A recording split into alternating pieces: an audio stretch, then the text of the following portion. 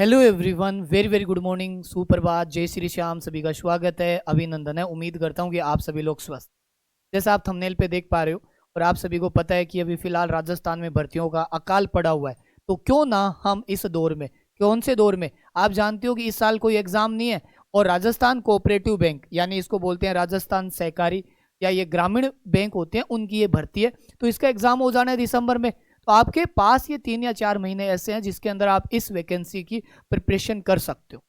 और जिनका थोड़ा बहुत मैथ रीजनिंग अच्छा है, थोड़ा बहुत हम करवा देंगे। राजस्थान जी के आपको ऑलरेडी आता ही है, थोड़ी बहुत इंग्लिश पढ़ा देंगे। ऐसे करके आप इस एग्जाम के लिए प्रिपरेशन कर सकते हो। एक सफिशियंट टाइम है।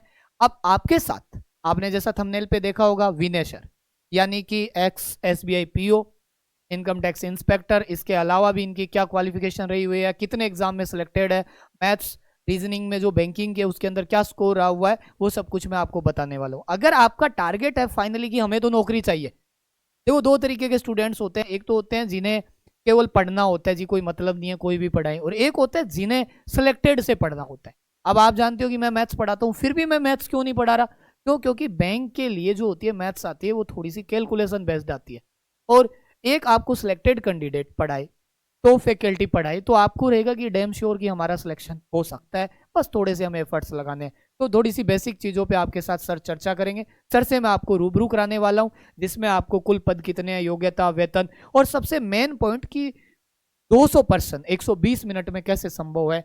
ये चीज़ राजस्थान वालों के लिए वैसे भी भाई बहुत खतरनाक बात है, क्योंकि राजस्थान वालों को आदत है 180 मिनट में 100 क्वेश्चन चाहिए, है 120 क्वेश्चन चाहिए। आरएस में भी देख लो 150 क्वेश्चन 180 मिनट, 10 ओएमआर की एक्स्ट्रा। और ऑनलाइन वैसे भी एग्जाम नहीं देते राजस्थान वाले, तो जी बिल्कुल हालत खराब है।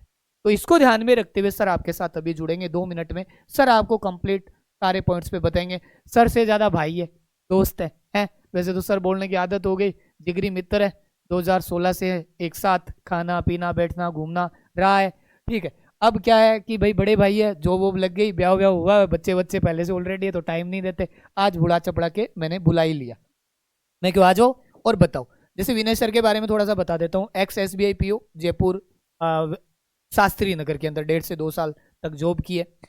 आरआरबी पीओ और कलरक एग्जाम क्लियर, यानी कि इसके देखो इनसे ये बड़ी पोस्ट है, इसलिए सर ने एसबीआई पीओ ज्वाइन कर ली। फिर उसके बाद सर ने छोड़ा कि चलो ठीक है यार, एसबीआई पीओ में वो मजे नहीं है। तो सर फिलहाल जो है वो इनकम टैक्स, यानी इनकम थोड़ा शॉर्ट फॉर्म में लिख देता हूँ, टैक्स इंस्पेक्टर है और जोधपुर पोस्टेड है। ठीक है सर। मदर्स कोचिंग जो आप जानते हो जयपुर में एसएससी और बैंक के लिए जानी माने इंस्टीट्यूट्स है, उसकी फैकल्टी रहे हुए हैं। सर ने वहाँ पे पढ़ाया, उसके अलावा भी अदर इंस्टीट्यूट्स में, काफ़ी सारे इंस्टीट्यूट्स में पढ़ाया, जिनका हम यहाँ पे जिक्र नहीं करेंगे। सर के स्कोर की बात करें, एसएससी सीजीएल में मैथ्स के स्कोर है 191.5 200 में से। और बैंक एग्जाम के अंदर देखो आप शॉक्ड हो जाओगे, बैंक के क्लेरिकल जो एग्जाम होता है उसके अंदर, अब कितने बताऊं मैं, 80/80 है, 78.75 मार्क्स है, वो भी 80 में से। आप में से किसी ने बोला थोड़ी देर पहले जी कट ऑफ राजस्थान की ज्यादा जाती है, अब यहाँ बताओ कट ऑफ क्या जाती है। तो ये सारी चीजें सर आपके साथ डिस्कस करेंगे। सर के बारे में ब्रीफ इंट्रोडक्शन दे दिया है। मेरे हिसाब से किसी भी परिचय के मोहताज नहीं होंगे, किसी भी तरीके से आपको यूं फील नहीं होगा जी हम बैंक में नौकरी नहीं लग। तो सिलेक्शन के लिए जुड़ना है, सारे पॉइंट्स पे सर चर्चा करेंगे। तो मैं आपको सर से मिलाता हूँ। सर के वेलकम के लिए आपके भाई कमेंट्स, मैसेज सब कुछ होने चाहिए। धन्यवाद सर। और आप सभी को नमस्कार। नंबर्स एकेडमी पर आज सर ने मुझे इनवाइट किया, भाटी सर ने, और मैं आपके पास जो चर्चा करने आया हूँ आज, कोऑपरेटिव बैंक के बारे में हम बात करने वाले हैं। आपको सर ने बता ही दिया, काफ़ी सारी चीज़ें आपको सर ने बताई। आज से पहले मैं बैंक में एसबीआई में था और जयपुर में पोस्टेड था। जयपुर में कई जगह मैंने काम किया, उसके बाद मैंने सीजीएल दिया, सीजीएल से एज इंस्पेक्टर मैं ज्वाइन हूँ आज। ठीक है, हम एक एक बातों पे डिस्कस करते हैं। देखिए आप, कि सर ने बता ही दिया, ठीक है, और मैंने डिस्कस कर दिया पूरी चीज़ें। अच्छा, और भी इसमें स्कोर कार्ड डाले जा सकते थे, लेकिन सर ने बोला कि यार अब तो रहने दो, काफ़ी है इतना ही, ठीक है। और देख रहे हैं, अच्छा ये वैकेंसी है जिसके बारे में सर बात करना चाहते हैं और हम जिसके लिए आपसे रूबरू हो रहे हैं आज, ठीक है। अब राजस्थान कोऑपरेटिव बैंक में आपको अगर लगना है तो आपको syllabus SBI PO IPS PO level का सिलेबस आपको देखना होगा, देखना तो होगा ना एक बार। अच्छा, हमारा दायरा क्या होना चाहिए कि मान लो कोई भी चीज़ हमको पढ़नी है, एग्जाम में अगर इतना आना है ना, तो कम से कम हमको इतना तो पढ़ना ही पड़ेगा। समझ पा रहे हो क्या बात? देखिए, ये इस वैकेंसी की हम बात कर रहे हैं, और आगे। अच्छा, जो वैकेंसी को हम टारगेट करने वाले हैं, जिसके लिए हमारी क्वालिफिकेशन बिल्कुल मैच करती हैं, हम करने वाले हैं, जिसके बारे में हम पढ़ाई करेंगे। एक तो 494 पोस्ट बैंकिंग असिस्टेंट के बारे में हम बात करने वाले हैं।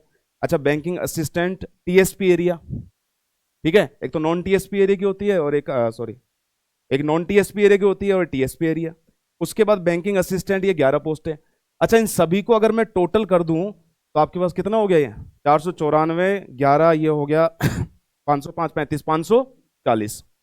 540 पोस्टें ऐसी हैं जिनके बारे में डिस्कस करना है, जिनको टारगेट करना है। अच्छा, इसी के अंदर हमको एक पोस्ट निकालनी है, और वो पोस्ट किस तरीके से निकलेगी उसी के बारे में डिस्कस करना है। मैथ पढ़नी है आपको, रीजनिंग आपको पढ़नी है, इंग्लिश आपको पढ़नी है। और लेवल देखो, राजस्थान का जो लेवल होता है, सिंपल इंटरेस्ट 2 लाइन का क्वेश्चन आ गया, सोल्व कर दिया। उन्हें पेन भी नहीं चलाते हो आप, लेकिन यहाँ पेन चलाना पड़ेगा और दिमाग भी चलाना पड़ेगा। अगर आपके पास कोई क्वेश्चन आपके पास आ रहा है 73 का स्क्वायर, तुरंत आना चाहिए 53, 29, आता ही नहीं आता। ऐसा सोल्व नहीं करना है पेन चला के। अच्छा, इन चीजों को कर कैसे पाओगे? अच्छा, हमेशा जब भी मैं क्लास में पढ़ाता हूं तो ये बोलता हूं कि आप मुझे बस इतना सा वायदा कर दो कि सर मुझे 25 तक के स्क्वायर याद है, सर मुझे 10 तक के क्यूब याद है। अगर किसी को 10 तक का क्यूब याद है ना, 30 तक मैं वर्बली बताता हूं उसको, और करना ही पड़ेगा ऐसा, ठीक है। 25 तक का स्क्वायर याद है आपको, 25 तक का अगर स्क्वायर पता है आपको, तो आप 125 तक के स्क्वायर वर्बली निकाल पाओगे। और यही चीजें स्पीड मायने करती हैं। अच्छा, अभी आपने मेरा एक स्कोर कार्ड देखा, 78.75 नंबर था, उसमें एक क्वेश्चन रीजनिंग का गलत हुआ था, तो 1/4 के हिसाब से 0.25 नंबर मेरा कट गया था। अच्छा, वहां स्पीड एंड एक्यूरेसी दोनों चाहिए थी, तब जाके कट ऑफ मेरी क्लियर हुई। स्पीड बहुत मायने करेगी, उसके लिए कैलकुलेशन वो मैं आपको सिखाऊंगा। जैसे जैसे हम आगे बढ़ेंगे वैसे वैसे मैं कैलकुलेशन आपको सिखाऊंगा। आज हम जो डिस्कस करना है उसके बारे में पहले बात करते हैं। वैकेंसी के बारे में पता लग गया आपको, सीनियर मैनेजर। इसके अंदर आपको हम इंग्लिश पढ़ा देंगे आपको, उसके बाद हम आपको क्वांटिटी एप्टीट्यूड पढ़ा देंगे, रीजनिंग। अच्छा, रीजनिंग, पजल, सिटिंग अरेंजमेंट बहुत अच्छा लेवल आता है। ये वो एसएससी वाली रीजनिंग नहीं है जो कि आपने बिल्कुल क्वेश्चन देखा और उड़ा दिया। सिटिंग अरेंजमेंट आता है। अच्छा, मेंस के बाद मुझे याद आती है एसबीआई पीओ, जब मेंस दे रहा था तो वहां पर 10-10 मिनट एक पजल को लग जाती है सोल्व करने में। बैंकिंग आपसे मांगती है कि आप सेलेक्टिव क्वेश्चन चूज कर करके उनको सोल्व करना। पूरा क्वेश्चन कभी सोल्व नहीं कर सकते, आपको चेक करना पड़ेगा कौन सा क्वेश्चन मुझसे सोल्व करना है, और मतलब उस लेवल का क्वेश्चन चेक कर करके निकालने हैं। उसके बाद ये जीके, जीके आप बहुत पढ़ते हो, Rajasthan GK, Rajasthan cooperative bank की भर्ती है और राजस्थान जीके आप पढ़ते हो और पढ़ाया भी है आपको सर ने। कंप्यूटर नॉलेज पढ़ाई जाएगी। अच्छा, इसके बारे में जो जीतू सर की सर बात कर रहे थे, भाटी सर, वो आपको पढ़ाएंगे, इसके बारे में बात करेंगे। अच्छा, ये आपको कवर करना होगा अकाउंटेंसी, ठीक है। तो इस वैकेंसी के लिए सीनियर मैनेजर सीनियर मैनेजर और मैनेजर के लिए इसके अलावा बाकी कवर तो कर ही रहे हैं हम, ठीक है। आगे की बात करते हैं। इसके अंदर कंप्यूटर प्रोग्रामर, इसके अंदर इंग्लिश, न्यूमेरिकल एबिलिटी, रीजनिंग और जनरल नॉलेज, ये चीजें कवर हो जाएंगी। ये 5वें नंबर का पॉइंट आपको करना है, समझ पा रहे हो? अच्छा, बैंकिंग असिस्टेंट, इसके अंदर ये तो पूरा ही जिम्मेदारी हमने ले ली है, ये हम करवा के देंगे आपको। अच्छा, जैसे जैसा कर रहे हैं वैसा वैसा करते जाना। उसके बाद नौकरी तो हाथ में है ही, जो 540 पोस्ट है ना उसमें से एक पोस्ट आपकी है, ठीक है। तो ये पूरा हमको करना है। अच्छा, सबसे इंपॉर्टेंट बात, 120 मिनट में आपको क्वेश्चन करना है। अच्छा, 200 क्वेश्चन है, 200 क्वेश्चन है, जिसमें से 80 क्वेश्चन तो आपके किसके हैं? मैथ और रीजनिंग के हैं। ये जो 80 क्वेश्चन मैथ रीजनिंग के हैं, इसमें स्पीड आपको तो रखनी है और एक्यूरेसी भी रखनी होगी। इसके लिए प्रैक्टिस तो बनती है। आपका बहुत सारा सिलेबस है। डीआई जो आती है, डीआई का मैं बताऊंगा कौन कौन से लेवल आते हैं, ठीक है। क्वाड्रेटिक इक्वेशन, अच्छा नंबर सीरीज, तो रीजनिंग में एसएससी वगैरह बैंकिंग एसएससी में आती है, वो यहाँ पर आती है। बैंकिंग एग्जाम में नंबर सीरीज यहाँ आती है, ठीक है। तो ये 80 क्वेश्चन आपको करने हैं। इसी के साथ और भी है। सबसे अच्छी चीज बताऊं इस एग्जाम की, सबसे अच्छी चीज ये है, जब भी बैंकिंग एग्जाम होता है तो सेक्शनल टाइमिंग होती है कि आपको अगर इंग्लिश सोल्व करनी है तो सेक्शनल टाइम होगा, 20 मिनट का टाइम होता है। उसी टाइम पीरियड के अंदर आप सोल्व करोगे। अगर आपके पास टाइम बचता है तो वो टाइम बचने के बाद भी वो कुछ काम का नहीं होता। अगर आपने जीके जनरल नॉलेज आपने अगर सेक्शनल टाइम होता है 20 मिनट का या 25 मिनट का या 30 मिनट का सेक्शनल टाइम अगर होता है, जीके फटाफट आप कर लेते हो, अगर आता है तो हाँ है ना, नहीं आता है तो मतलब आप उसको छोड़ दोगे। ठीक है, यही सबसे इंपॉर्टेंट बात है कि यहां पर ऑल ओवर टाइम आपके पास 120 मिनट है। 120 मिनट में आपको जो पहले करना है वो करो। ठीक है, आपको मैथ करनी है, रीजनिंग करनी है। जो टाइम आप जीके में बचाओगे वो मैथ रीजनिंग में आप लगाओगे। जो टाइम आप कंप्यूटर में बचाओगे वो टाइम आप कहां लगाओगे? मैथ रीजनिंग में लगाओगे। तो फायदे वाली बात यह है। आगे बढ़ते हैं। ये पोस्ट के बारे में समझ में आ गया आपको? उसके बाद ठीक है, अच्छा क्वालिफिकेशन। क्वालिफिकेशन सीनियर मैनेजर की नोटिफिकेशन सबके पास होता है, आप देख ही लोगे। ठीक है ना, सीनियर मैनेजर के लिए इसने अलग से क्वालिफिकेशन मांगी है, कुछ एमबीए डिग्री करके। ठीक है, और 2 ईयर का पोस्ट ग्रेजुएट डिप्लोमा ये होता है, तो आप भी कर सकते हो। तो मतलब ये इसके क्वालिफिकेशन अलग है। मैनेजर की आप देख लेना, कंप्यूटर प्रोग्राम की आप इसमें देख लेना, बीटेक बी वगैरह इसमें मांगी गई है। ठीक है, आगे मैं बढ़ता हूँ। जिसकी हम बात कर रहे हैं बैंकिंग असिस्टेंट, इसमें सिंपल ग्रेजुएट आपसे मांगा गया है।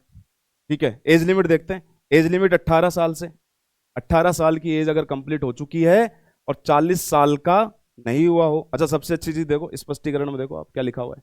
इसमें लिखा हुआ है 2020 के बाद कोई भर्ती नहीं आई थी, इस वजह से 3 साल की छूट और दे दी है, भरो फार्म। ठीक है, तो मैं भी सोच रहा था फार्म भरवा ही देता हूँ। किसको भरवाएं? दादाजी, दादाजी थोड़े से बड़े हो गए। अच्छा, सैलरी के बारे में बात करते हैं। सबसे इंपॉर्टेंट, सैलरी कितनी मिलेगी? अच्छा, सैलरी सबसे इंपॉर्टेंट फैक्टर किसी भी जॉब का होता है, सैलरी का। बैंकिंग की जॉब है। अच्छा, मैं मेरा एसबीआई का बताऊं आपको कि जब बैंक में जॉब करते हैं ना, तो एसबीआई में जॉब करते हुए आपको एक सैलरी नहीं मिलती है, उसके अलावा बहुत सारी चीज़ें मिलती है। अलाउंस वगैरह इतने होते हैं ना, आपको कोई दिक्कत नहीं होती है। हर चीज़ का अलाउंस मिलता है, आप लोन वगैरह ले सकते हो। बाहर जो चीज़ें होती हैं नॉर्मल कस्टमर के लिए, उसकी बजाय आपको सिंपल इंटरेस्ट पे लोन मिलता है। Personal loan, 2 wheeler loan, 4 wheeler loan होता है, होम लोन होता है। ठीक है, बहुत सारे फायदे होते हैं। तो हम तो उसकी तो बात कर ही नहीं रहे, हम तो सैलरी सैलरी की बात करते हैं अभी तो। ठीक है, अच्छा सैलरी यहाँ पर इसका देखो बेसिक कितना लिखा हुआ है, पे स्केल कितना है, 17,070 से लेके 80,230 तक। तो मतलब आपको स्टार्टिंग सैलरी 17,000, प्रोबेशन में 17,000 के लगभग ये सैलरी तो मिलनी है। उसके बाद जब 2 साल का प्रोबेशन पूरा हो जाएगा तो आपकी सैलरी 35 से 40,000 के बीच जाएगी। ठीक है, ये सैलरी का मैटर हो गया क्लियर। क्या बात समझ पा रहे हो आप? और अच्छा, एक चीज और इंपॉर्टेंट, किसी भी सेंट्रल गवर्नमेंट की जॉब में या स्टेट गवर्नमेंट की जॉब में क्या होता है, वेज रिवीजन जो होता है, पे स्केल जो रिवाइज होता है वो हर 10 साल में होता है, ये तो पता ही होगा आपको। अच्छा, बैंकिंग में हर 5 साल में होता है। बैंकिंग सेक्टर में हर 5 साल में होता है। हर 5 साल में आपका कुछ एक पैसा अमाउंट जो है बढ़ता है, वेज रिवीजन जिसको बोला जाता है। आगे बढ़ते हैं।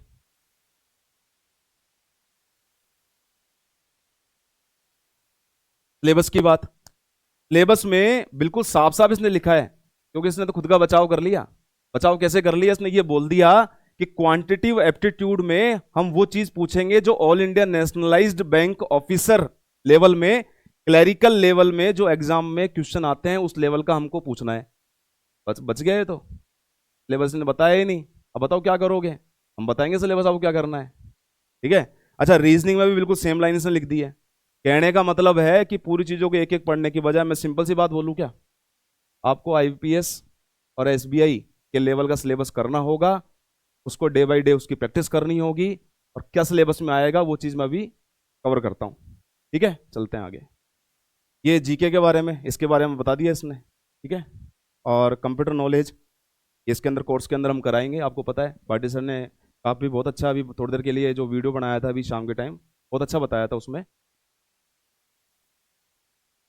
आगे, हाँ, जिस सिलेबस की हम बात कर रहे हैं रीजनिंग, रीजनिंग के अंदर मैथ का भी आ रहा है आगे। अच्छा, दोनों मैथ रीजनिंग का मैं सिलेबस आपको बता देता हूँ। रीजनिंग के अंदर alpha numerical numeric symbol series आती है, नंबर सीरीज मैथ्स में आती है, अल्फा न्यूमेरिक जो सीरीज होती है वो रीजनिंग के अंदर आ गई, ऑर्डर एंड रैंकिंग आ गई, डायरेक्शन सेंस आ गया, कोडिंग डिकोडिंग आ गया, ब्लड रिलेशन आ गया, क्लॉक्स आ गए, मशीन इनपुट आउटपुट, पढ़ना तो है, ठीक है। इनइक्वलिटीज आ गई, डाटा सफिशिएंसी। अच्छा, डाटा सफिशिएंसी कथन के आधार पे जो क्वेश्चन हमको पुटअप होते हैं वो आप तब कर पाओगे जब आपको पूरे टॉपिक की नॉलेज होगी। सिटिंग अरेंजमेंट इसके अंदर डाल देगा। डाटा सफिशिएंसी का मतलब है हर टॉपिक आपको आता है तो डाटा सफिशिएंसी आपसे हो पाएगी, ठीक है। डाटा फ्लो डायग्राम, इसमें एक डायग्राम होता है। सिटिंग अरेंजमेंट, सिटिंग अरेंजमेंट के साथ पजल सबसे मेजर पार्ट। बैंकिंग एग्जाम है और सिटिंग अरेंजमेंट और पजल ना आए, हो ही नहीं सकता।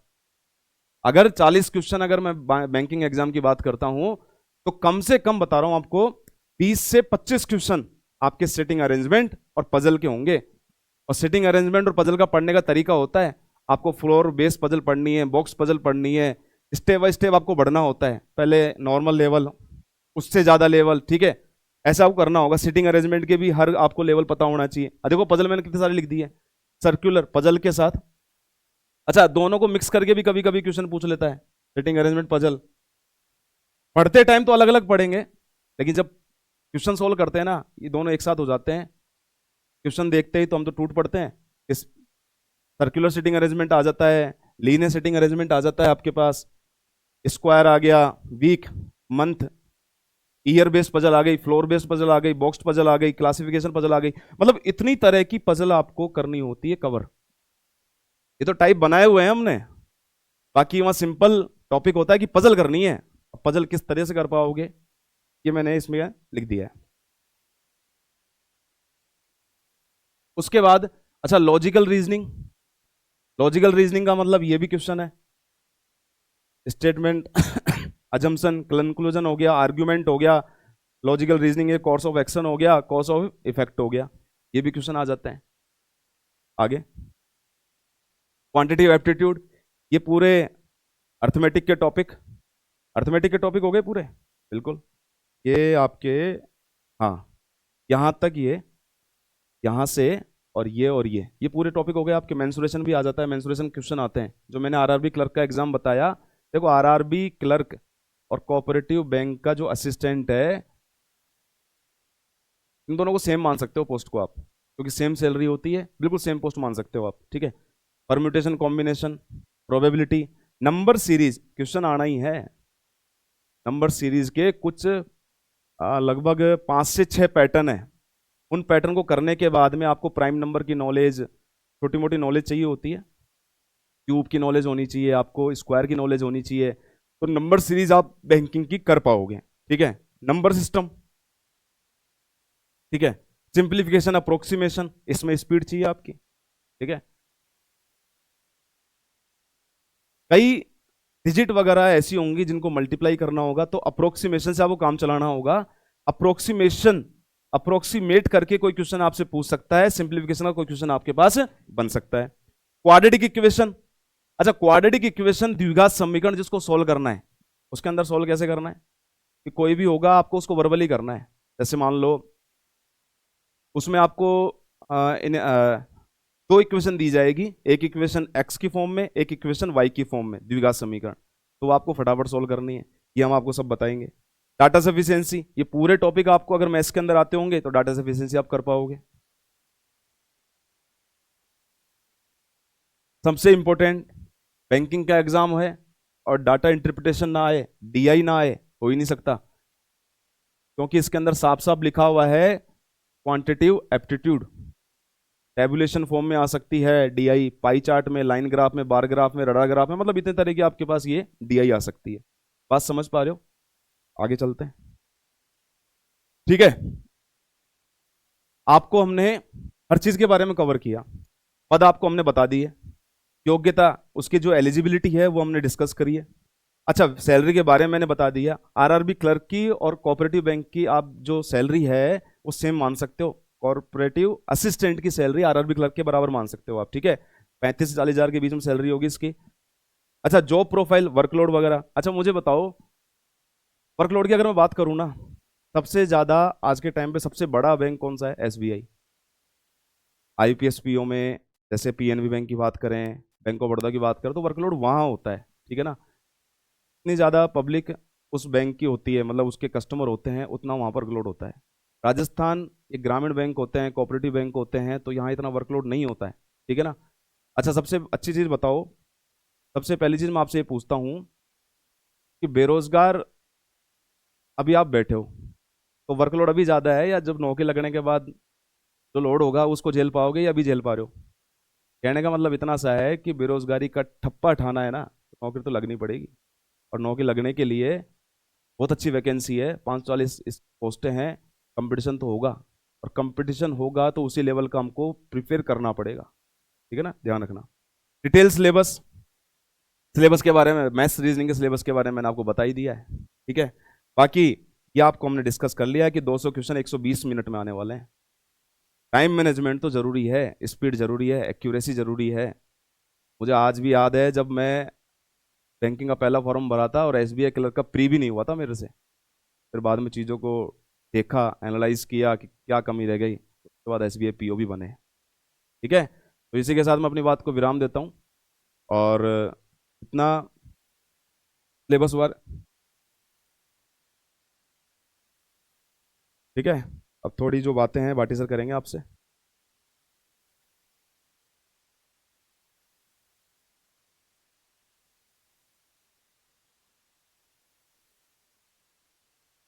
देखो, फर्स्ट ऑफ विनय सर का बहुत बहुत आभार कि अपने इतने बिजी शेड्यूल में से जोधपुर से यहाँ आए। तो फिर सर ने ये जैसे आपको बताया है, सबसे मेन बड़ी बात है, देखो मेरे साथियों, यहाँ पर पढ़ा कोई भी रहेंगे, हर कोई पढ़ा रहा होगा, ऐसे ऐसे टीचर्स भी पढ़ा रहे होंगे जिनका इनसे लेना देना नहीं है। लेकिन वही बात आप में से कई सारे बोलते हैं, सर आपको तो ना बच्चों को लूटना होता है, बच्चों के से वो करना होता है, ढींगड़ा फलाना XYZ आपके वो स्पीच रहता है। तो वही स्पीच को मैं आपके साथ अगर शेयर भी करूं तो आप एक चीज हमेशा याद रखें कि भाई, मेहनत कराने के अगर हम आपसे पैसे ले रहे हैं, आप ये बताइए, आप खुद पढ़ लो। हैं? अच्छे अच्छे स्टूडेंट्स जो अगर स्टार्टिंग भी करें तो उनको ये एरा मतलब हवा भी नहीं लगेगी पेपर में, उन्हें अनुभव नहीं है उस चीज़ का। तो हमने अगर चाहते तो देखो, अगर ऐसा कर रहे होते तो हम किसी से भी पढ़वा देते, लेकिन फिर मैंने बोला कि मैं क्या पॉसिबल हो तो आप पढ़ाओ, ताकि बेहतर क्वालिटी के साथ स्टूडेंट का सिलेक्शन हो। बच्चा फीस दे तो कम से कम दर्द नहीं हो कि यार ठीक है, हमने फीस दी, पेपर में कुछ अता पता ही नहीं लगा। तो इसलिए आपके साथ एक वेल मतलब ये कह सकते हैं क्वालिफाइड, या फिर आपके एग्जाम के अकॉर्डिंग वेल सुटेबल फैकल्टी आपके साथ होगी। ऐसे ही रीजनिंग की फैकल्टी रहेगी बेस्ट, ठीक है। तो कोई दिक्कत नहीं रहेगी आपके, आराम से आपका इतना लंबा चौड़ा सिलेबस भी नहीं रहेगा कि 2-2 घंटे क्लास लगा के भी हम आराम से पढ़ा सकते हैं। देखो पढ़ना तो पड़ेगा। अब आप सोच रहे हो नहीं सर इतना एक साथ कैसे पढ़ेंगे, तो सभी के लिए सेम रहेगा।